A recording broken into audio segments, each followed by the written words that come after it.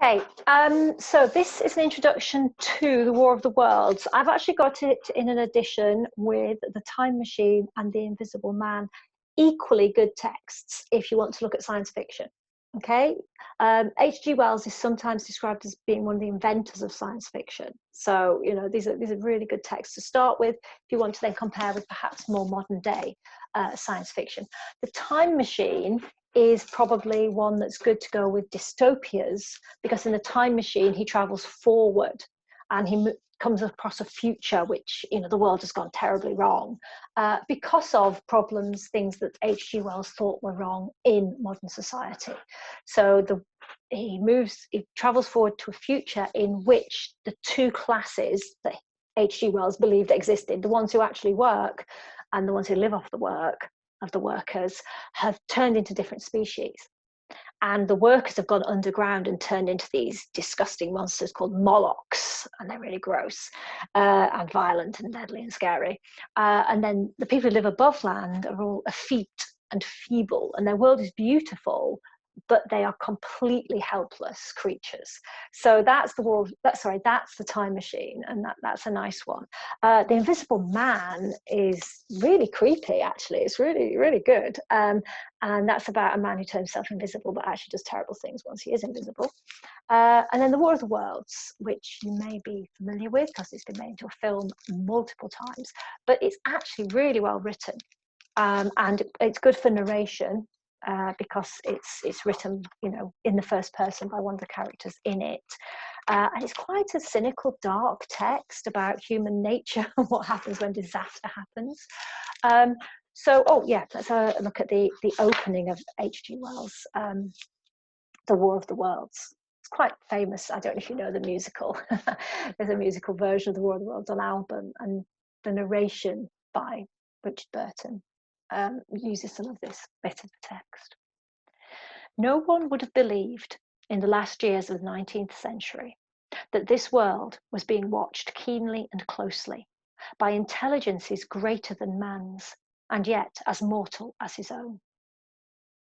That as men busied themselves about their various concerns, they were scrutinized and studied, perhaps almost as narrowly as a man with a microscope might scrutinize the transient creatures that swarm and multiply in a drop of water.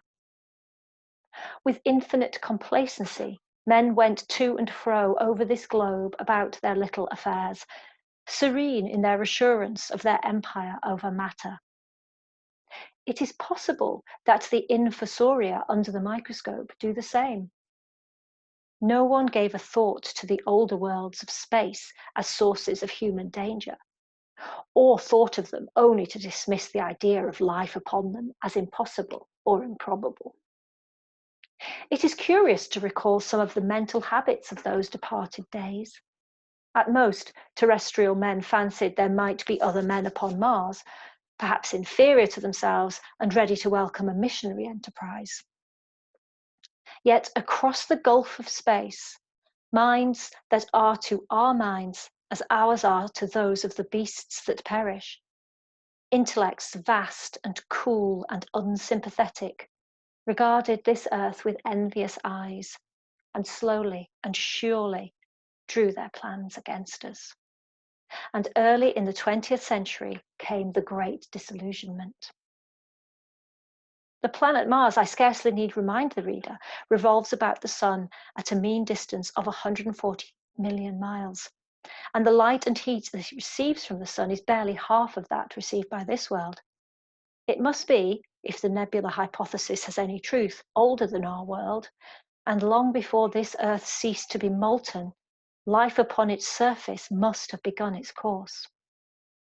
The fact that it is scarcely 1/7 of the volume of the earth must have accelerated its cooling to the temperature at which life could begin. It has air and water and all that is necessary for the support of animated existence. Okay, so that's, really good example of science fiction, how science fiction works. Takes what's established scientific fact and then extrapolates a possible catastrophic, gloomy future.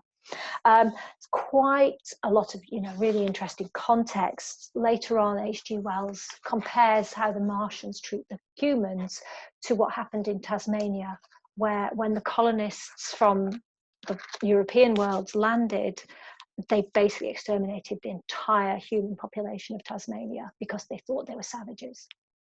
So, you know, you could read this in some ways as a post-colonial text about what happens. What if we get colonized by a bunch of people who think they're a much better civilization than we are?